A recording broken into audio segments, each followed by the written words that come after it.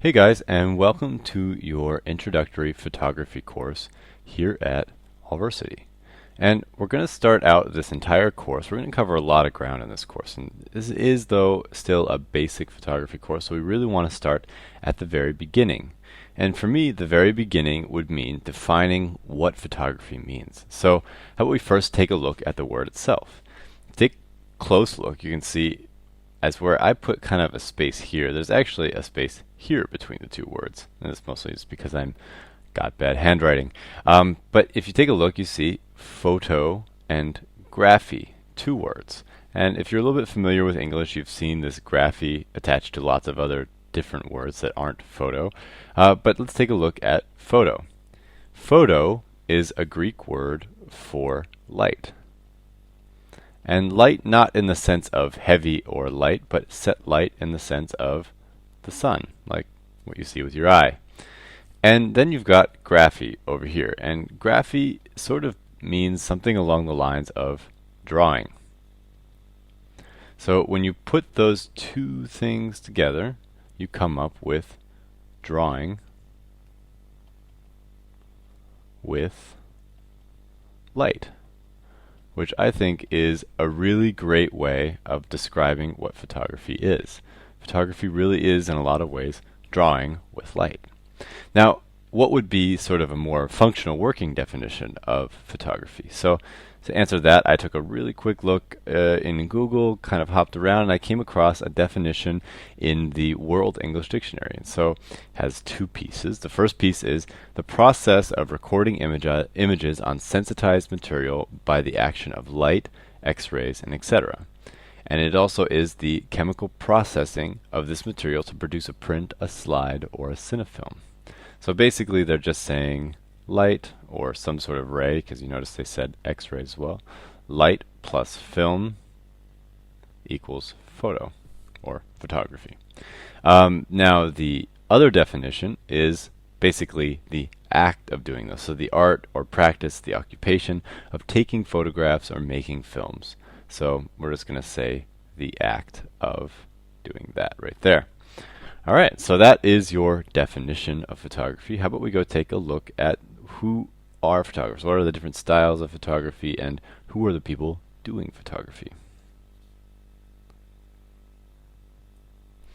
So let's start out again. We're gonna take a look here at styles. So styles of photography, and these have a lot to do with approach. These not necessarily maybe the look of the photo, but the actual way that the photograph is being made. And this is really important distinction for you young photographers out there to understand the difference between different types of photographers. So we're going to just start out by writing them all out. So we've got art photography, we've got documentary photography, and we have got over here commercial photography. And I'm actually going to put one more group over here, and we're going to call that the X group, because I'll talk about that in a minute.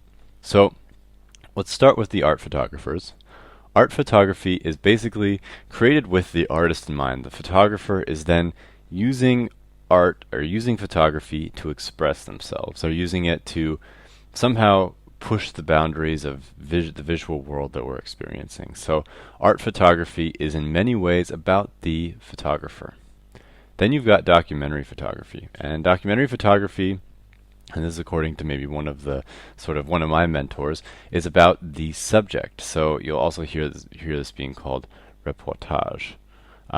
It has a lot to do with documenting the situation in a sort of as neutral a way as possible and making the story about the person being documented. It's a report. It's like the way a reporter would work for a newspaper or a magazine or something like that. Now you've also got commercial photography. Now commercial photography is it's definitely a very much a growing piece of the photography world. It has had its heydays and it's had times when it's always been around. But in many ways, commercial photography in recent years has also started to blend with these two in ways that it hasn't before. But commercial photography is photography that's being done with a certain customer in mind, and it's often got some sort of advertising component to it. So the photos are either being sold to a private person who is buying your time as a photographer. Maybe you're shooting a wedding or something like that, so they're paying for you to take photos of that particular thing. Or they are paying you to make some sort of image, or paying for an image that you made in another style, but using it for advertisement. So that's a very important thing. It has a lot to do with promotion. You can think of commercial photography as being sort of promotional photography, maybe. And then we've got this kind of other group over here, which I haven't really defined yet, and I'm not really going to, but the X group is basically people who are using photography to make sort of public record. It's not documentary in the sense it's not really for a magazine or something like that, but maybe police officers or salesmen, people like that, who are using photography in their work, but not necessarily in these formats over here. So I'm just going to leave that as the X group. I haven't found it anywhere on the internet, so I'm just going to call it, not even give it a name. But I just want to make you all aware that that's out there. All right, so you can do all of these different styles of photography in a couple different ways these days. I mean, in the modern world, we have, everybody knows, we have digital photography. So this is the way that most of us are taking photographs these days. But that's actually not that old. I mean, when I was a kid, you didn't have digital cameras. You had film cameras. And so film cameras were how photography was performed for a long time. You also have, and this is kind of comes as a surprise to some people, you also have video. Some people are like, wow, video, is that photography? Well, yeah, it's photography. It's just photography that happens to be moving at about 24 pictures per second or so. All right, so how about we go take a look at some different examples of photography. Here we have got Ansel Adams, and Ansel Adams was an American photographer in in the 20th century. And Ansel Adams is sort of your quintessential landscape photographer, and he was shooting that in the style, so like we said before, in the style of an art photographer. Now sometimes Ansel Adams did the occasional commercial piece or something like that, but in general he was a landscape photographer who was an art photographer. So landscape was his specialty. It was the sort of the thing that he liked to photograph, his specialty, but he was an art photographer. This photo right here is actually sort of not too controversial, but somewhat controversial, because it kind of breaks some of the rules of the documentary and art photography sort of boundary. It was made by a woman named Dorothea Lange. Dorothea was a photographer, and during the Depression in the United States, it was a time back in the 30s when everyone ran out of money, everyone was very poor, and the government basically went around and hired artists to do projects. Dorothea Lange was sent out with her camera through the United States to take photographs. And this is one of her most famous, probably is the most famous photograph that she ever took, and it's called The Migrant Mother. Now, I'm using this photo as an example of the difference between art photography and documentary photography, because you could approach this situation in two different ways. If you are Dorothea Lange, you walk up to this woman, you say, ma'am, is it all right if I follow you for a while and take some photographs of you? And then you would proceed to take photographs while this woman was going about her day. And if Dorothea, or you as a photographer, don't affect this person in any way by trying to make them pose or make them do anything extra for you, if you don't tell them to sit and put their hand on their chin and look out across the prairie, then that is a documentary photograph. So if you are trying to document things as they are happening without influencing, and that's really important, or doing the least you can to influence, and you can never really truly not influence a situation, but you do that, then you are basically working as a documentary photographer. That can be art photography, but you're shooting in the style of documentary. Now, if you were to walk up to this woman here and say, I'd like to take some pictures of you, and then tell her, well, I'd like you to put your hand on your chin and look out across the prairie, and kids, if you could put your head sort of on her shoulder or behind her back, That'd be great. Thanks. And then take some photos. That would then, in that case, no longer be a documentary photograph. That is, well, I guess you could call it art photography. But it's no longer documentary in the sense that we think of it today. Back in the time when Dorothea Lange was working, the rules about this were there, but they weren't necessarily as strict as they are these days. And so, whatever ended up happening with this story, whether this is a documentary photograph or an art photograph, in many ways it has become over time, no matter what happened, sort of seen as a documentary photograph because it captures a time and an emotion and a piece of American history in a way that's very unique. But it's just one thing to think about as you're approaching the difference between documentary and art photography.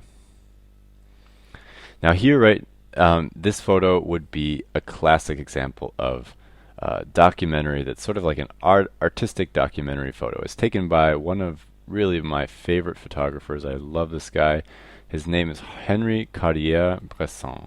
He's a French guy who worked as a photojournalist. It's one of my favorites, and I spell his name wrong. He's a French photographer who worked for big photo agencies back. He was one of the founders of Magnum, which is a huge photo agency, very important in the history of photography. And you can see here that you can shoot in documentary style. So this is a documentary photograph, but that it can still be artistic. That is totally cool. You can be artistic. It doesn't necessarily be an art photograph. So what makes this photo artistic? Well, I really love this photo because you have all these great shapes. So you've got this guy, this is a statue, this is a very famous artist apparently at the time. Got this guy's legs, look at his legs, and then look at the artist's legs, and look at his posture. Same thing.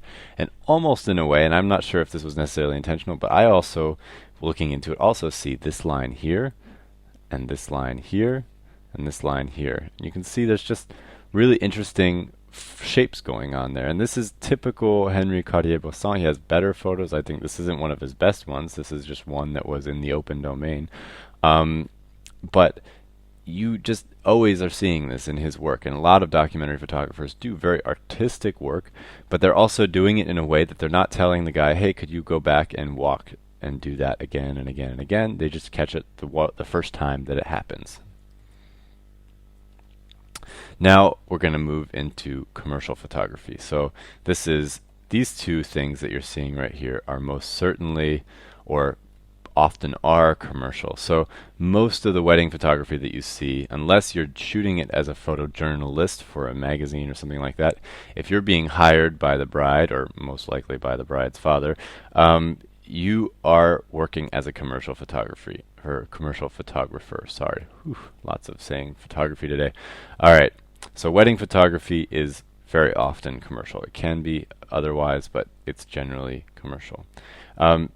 Fashion is also a very big piece of commercial photography these days. It's everywhere. It's probably, in the Western world, one of the types of photography that we see the most.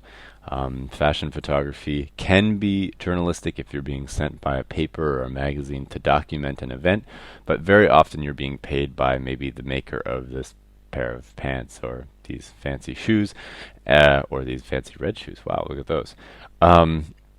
You might be being paid by the makers of those, or some sort of, maybe the people who are putting on the show up here, or maybe, this rich guy over here wants some photos. Whatever the case is, you're working as a commercial photographer often in these situations. And the difference between those is who's paying you, essentially.